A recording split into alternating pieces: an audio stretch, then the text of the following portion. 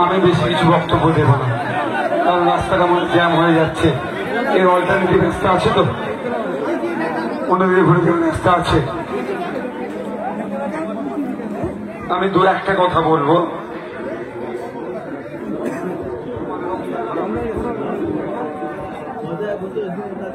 আমি অল্প একটা কথা বলবো। যেখান থেকে প্রফেসর স্যার আমাদের আপনাদের প্রার্থী অজয় কুমার দাস যেখানে শেষ করেছে, আমি ওখান থেকে শুরু করি। শিক্ষা ব্যবস্থা, এখানে মায়েরা তো হেভি অংশে এসেছেন। লক্ষ্মীর ভান্ডার দেয়, কেউ 1200 টাকা পায়, কেউ 1000 টাকা পায়। এখানে যারা আমরা উপস্থিত হয়েছি, আমাদের যারা ছেলেরা আছে, কারো বাড়ির মেয়েরা 1000 টাকা পায়, কারো বাড়ির মেয়েরা 1200 টাকা পায়, তাই তো? আপনারা আজকে বাড়ি যাবেন, বাড়ি গিয়ে আপনাদের বাচ্চাগুলোকে ডাকবেন, দেখে কি বলবেন? অঙ্কের বইটা খুলে দেবেন। ক্লাস 3-4 এর বাচ্চাগুলোকে ধরে অঙ্কের বইটা খুলে দেবেন, দিয়ে কি বলবেন? যে অঙ্কটা একটু করে দে। কি করবেন? বলবেন, বাবু তুই 3-4 পড়িস তো, 3-তে যে পড়ে, যে 4-এ পড়ে, তার অঙ্কের বইটা খুলে দিয়ে তাকে বলবেন অঙ্কটা করতে। 100টা বাচ্চাকে ট্রাই করবেন, 90টা বাচ্চা ফেল করবে। বাড়ি চলে যাবেন আজকে, ক্লাস 5-6 এর বাচ্চাগুলোকে ডাকবেন। সেই 5-6 এর বাচ্চাগুলোকে ডেকে তাদেরকে বলবেন, পেনটা খাতাটা দিয়ে বলবেন, তোর নাম, তোর বাবার নাম, তোর মায়ের নাম, কোন স্কুলে পড়িস, কোন ক্লাসে পড়িস, স্কুলের নাম দিয়ে ইংলিশে লিখে দিত। 100টা বাচ্চার মধ্যে 90টা বাচ্চা ফেল করবে। আর মমতা ব্যানার্জি আপনার হাতে 1200 টাকা, 1000 টাকা ধরিয়ে দিচ্ছে, আর বাচ্চাগুলোকে অশিক্ষিত করে দিচ্ছে। যে হাতে মমতা ব্যানার্জি আমাদের হাতে 1000-1200 টাকা দিচ্ছে, ওই হাতেই আমাদের বাড়ির ফুটফুটে সন্তানগুলোর ভবিষ্যৎটা ওই হাতেই ধ্বংস করছে মমতা ব্যানার্জি। দেখবেন আজকে বাড়ি থেকে ট্রাই করবে। তাই মায়েদের বলবো, ধন্যবাদ জানাই, 1000-1200 টাকা দিয়ে আপনাদেরকে আটকে রাখতে পারেনি মমতা ব্যানার্জি। ধন্যবাদ জানাই। আপনারা বলবেন যে শিক্ষার দুরবস্থা চলছে, স্কুলগুলোতে গিয়ে দেখুন, প্রাইমারি গুলোতে গিয়ে দেখুন, লঙ্গরখানা হয়ে গিয়েছে। শিক্ষাদানের জায়গা নাই, শুধু মিড ডে মিল খাওয়ার জায়গা আছে। আবার ওই মিড ডে মিলেতে বাপি হালদারদের দলের লোকেরা চুরি করে নিচ্ছে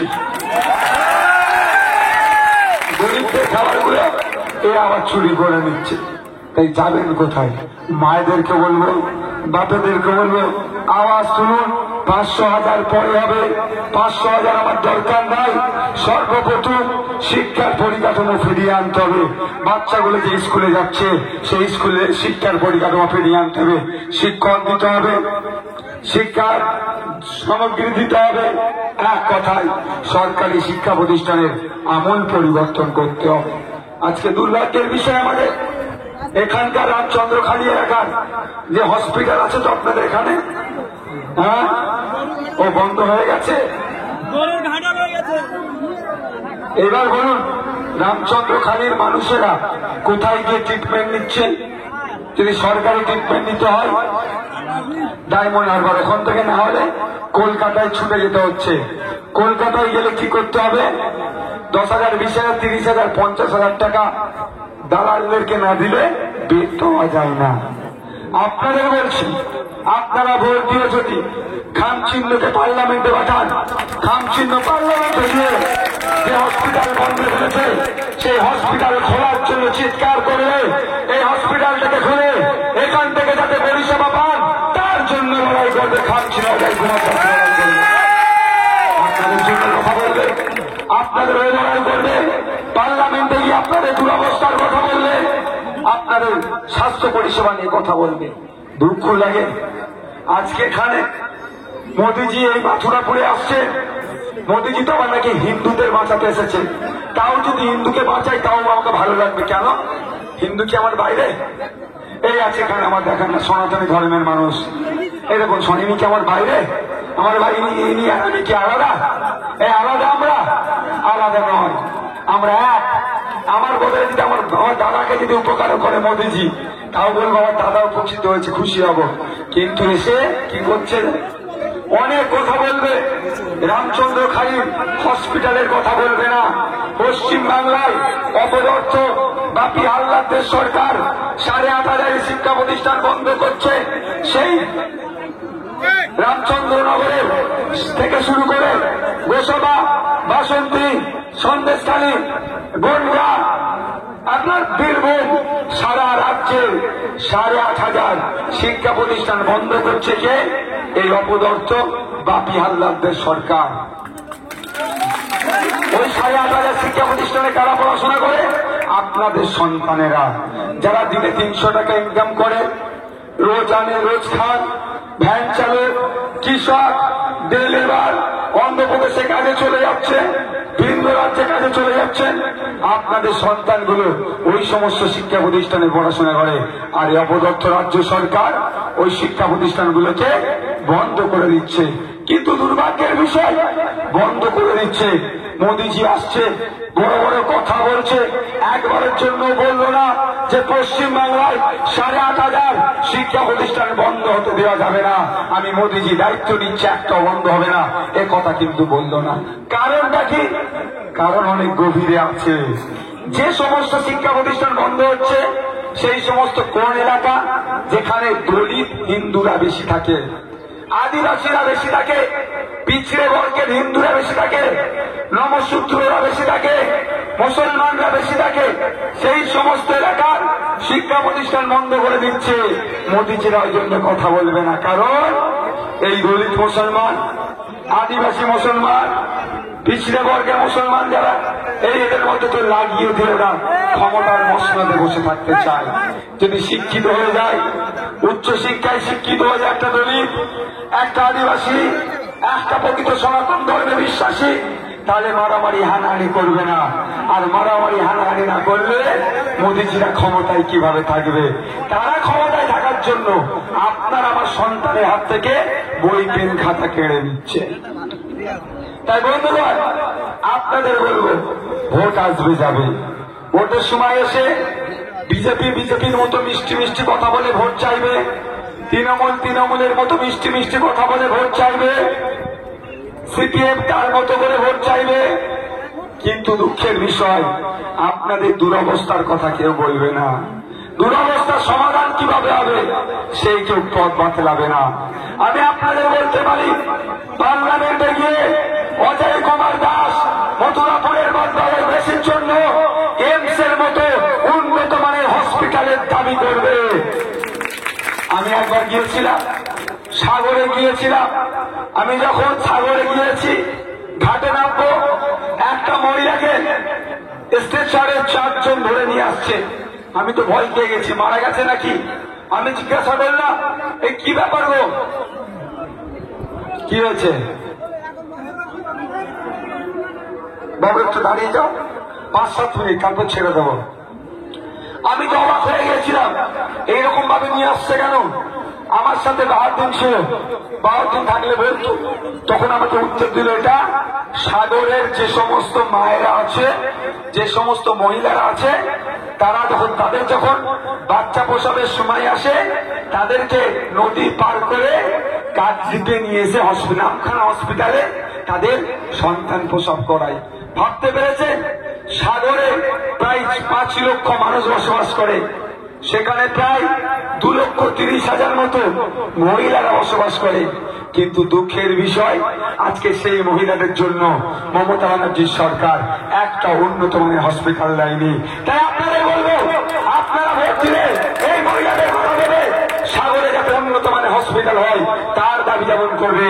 রামচন্দ্রনগরের বন্ধ থাকা হসপিটাল বা যারা পরিষেবা থেকে পাচ্ছে না ওই হসপিটাল, যাতে পরিষেবা যোগ্য হয়ে ওঠে, এখানকার মানুষ যাতে পরিষেবা পায়, তার জন্য চিৎকার করবে পার্লামেন্টে গিয়ে অজয় কুমার দাস।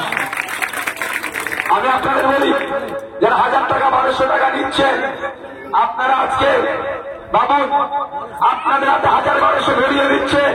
আপনাদের ছেলেরা যখন ট্রিটমেন্ট নিতে যাচ্ছে, প্রাইভেট হসপিটালে যেতে হচ্ছে, 10,000-12,000 টাকা বিল ধরিয়ে দিচ্ছে। আপনার হাতে মাত্র 1000-1200 টাকা মাসে দিচ্ছে। লাভটা কি?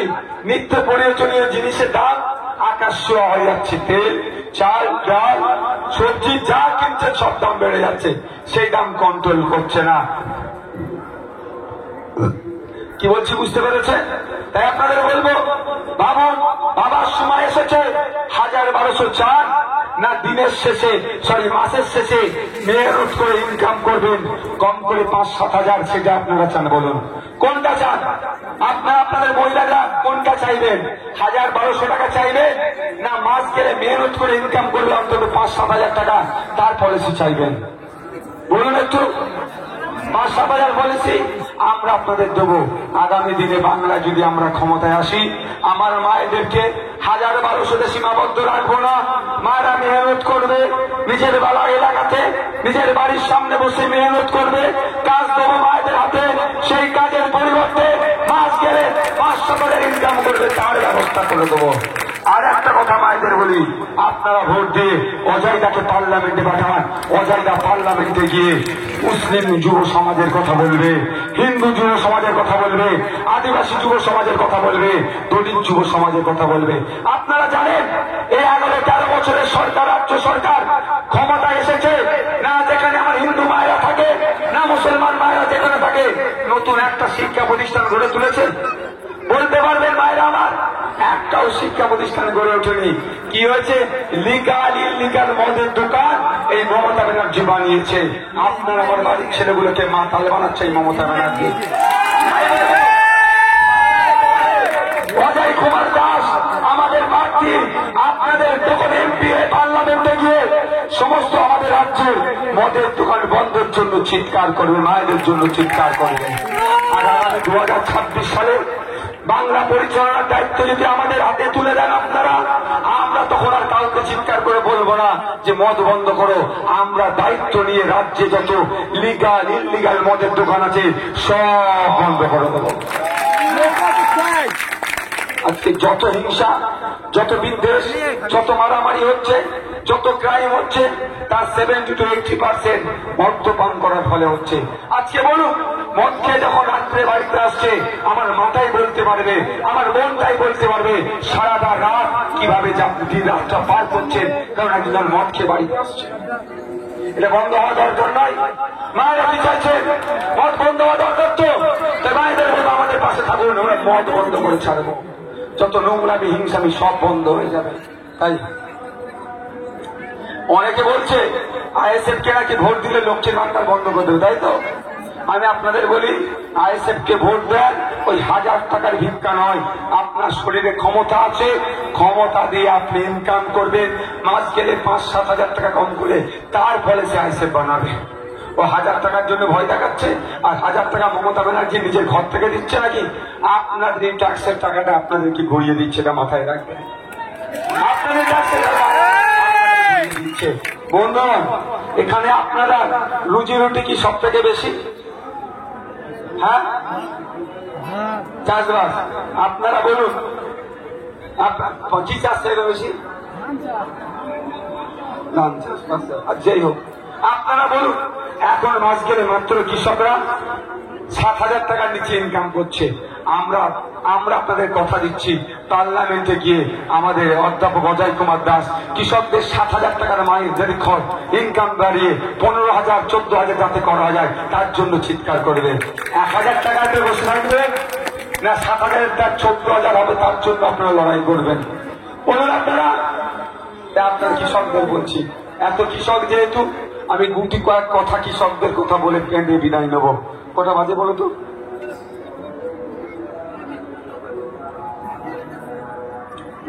কৃষক বন্ধুরা বলি, তার আগে একটা শুধু কথা এই বিষয়ে বলছি। আজকে কি হচ্ছে বলুন তো? তৃণমূলের বন্ধুরা আইএসএফ এর ছেলেদেরকে ভয় দেখাচ্ছে না? মিথ্যা কেস, মিথ্যা কেস, মিথ্যা কেস। আপনাদের কোন কোর্টের নাম কি? কোর্ট কোথায়? কাকদ্বীপ কোর্ট। আইএসএফ এর ছেলেদের বলছি, ভয় পাবার জায়গা নাই। এই বাপি আল্লাদের কথাই ভয় পাবেন না। এই অভিষেক ব্যানার্জি মমতা ব্যানার্জিদেরকে ভয় পাবেন না। ওরা বাঁচার জন্য সুপ্রিম কোর্টে ছুটছে, ওদেরকে না অ্যারেস্ট করে নাই, ওরা সুপ্রিম কোর্টে ছুটছে। ওরা আপনাদেরকে আবার কি জেল খাটাবে ভাই? তারপরে বলছি, যদি জেল খাটায় পুলিশ মিথ্যা কেস দেবে, পুলিশ অ্যারেস্ট করতে এলে বললেন পুলিশকে একটু সাইড দাঁড়ান, আপনার আধার কার্ডের জেরক্সটা এখানে যারা অঞ্চল নেতৃত্ব আছে, ব্লক নেতৃত্বদের হাতে আধার কার্ডের জেরক্সটা দিয়ে দেবেন।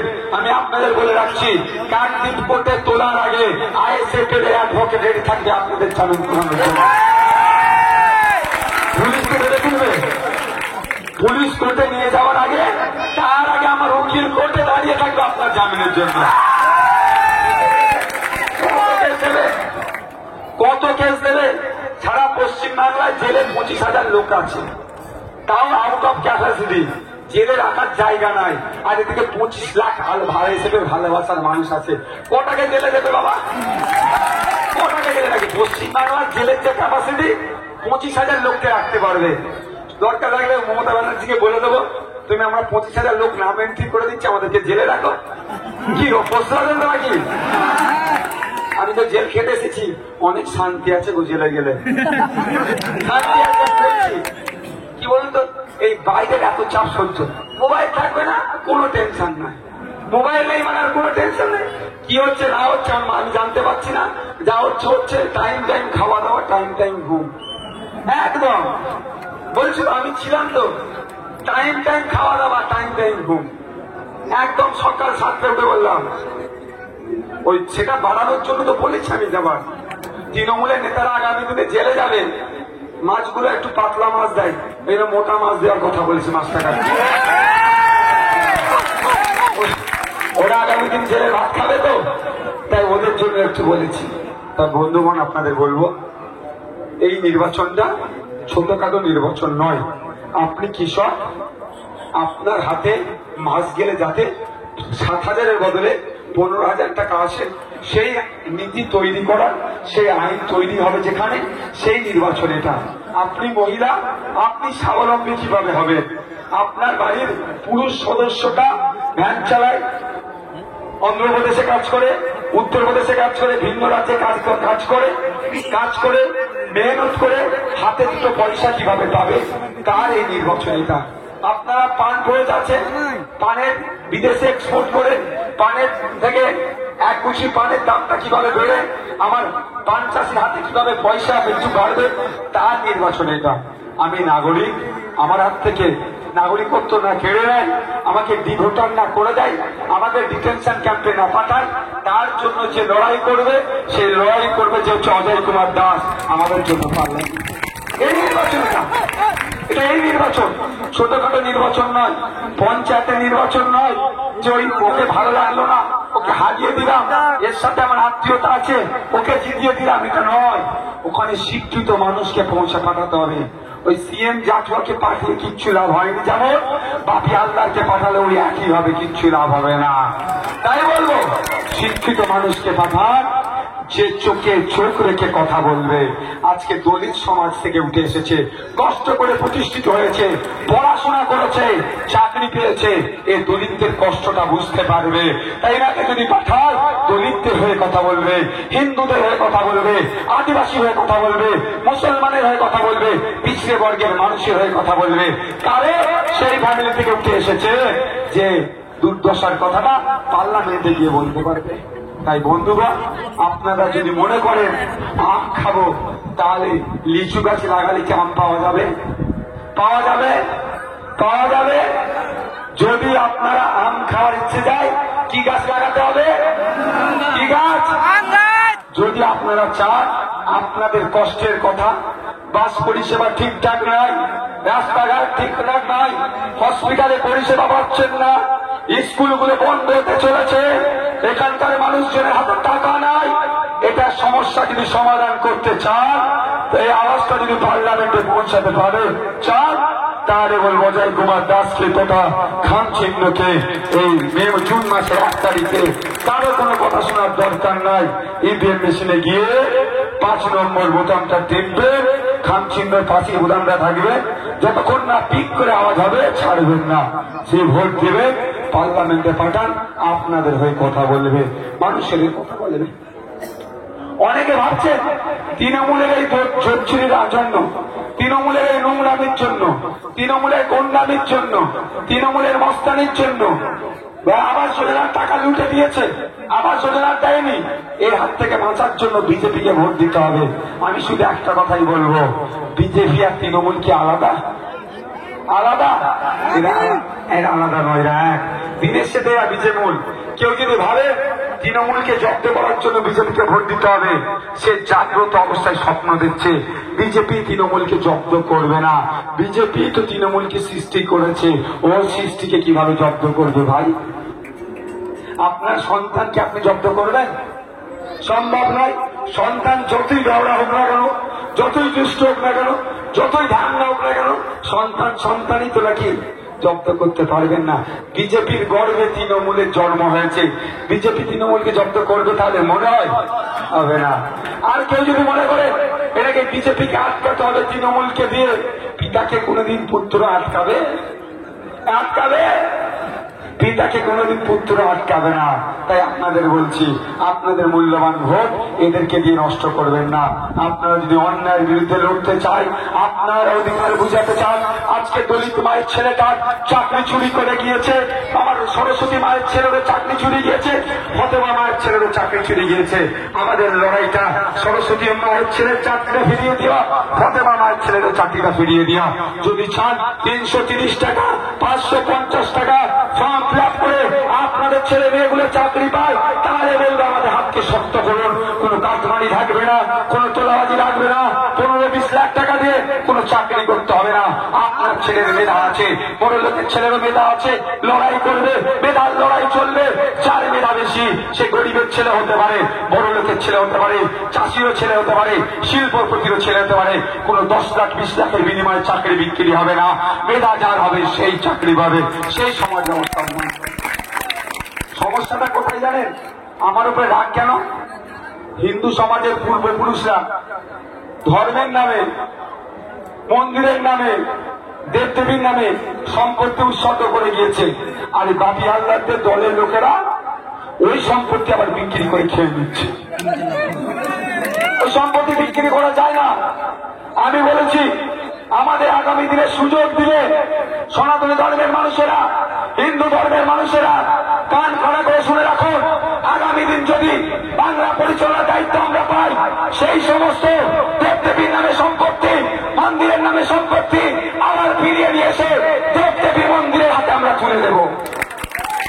যখন এই কথা বলছি তখন নওশাদ সিদ্দিকীর মাথায় তুমি মুখে দাঁড়িয়ে উনি বাবা ওর কাছে যাস না, নওশাদ মুসলমানদের ছেলে আইসে মুসলমানদের দেওয়াল ওর কাছে যাস না বলে আমার হিন্দু সমাজের বাপ ভাই মা বোনদেরকে মিসগাইড করছে। কিন্তু মিসগাইড করে আটকাতে পেরেছে? মিসগাইড করে আটকাতে পারেনি। দলে দলে আমার ভাই বোনেরা, মায়েরা হিন্দু সমাজের আমাদের কাছে এগিয়ে আসছে, আমাদেরকে সাহস যোগাচ্ছে, লড়াইয়ের শক্তি দিচ্ছে।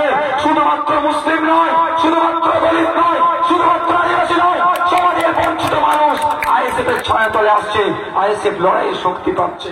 আমরা যখন বলছি ওয়াকফ সম্পত্তি উদ্ধার করবো, আবার পুনরায় মাদ্রাসা মসজিদকে ফিরিয়ে দেবো, তখন বলছি ও বিজেপির কাছ থেকে টাকা নিয়েছে, ওর কাছে যাচ্ছে না।